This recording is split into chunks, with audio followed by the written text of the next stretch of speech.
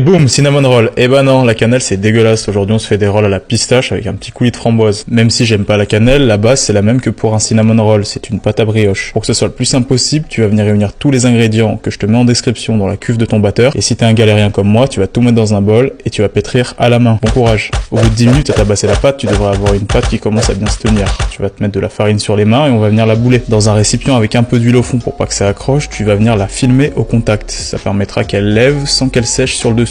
Pendant que ça lève, on va venir préparer la crème de pistache qu'on va mettre à l'intérieur de nos rolls. Là aussi, tu auras la recette en description. Au bout de 2 heures, la pâte est bien levée. Donc j'ai appelé ma dégazeuse pour dégazer. Tu vas venir fleurer ton plan de travail, c'est-à-dire mettre un petit peu de farine dessus. Et on va venir aplatir au rouleau notre pâte. Là, on essaye d'avoir une longue bande de pâte de 4 à 5 mm d'épaisseur. Une fois que c'est fait, tu vas pouvoir étaler ta crème de pistache sur toute la surface de la pâte.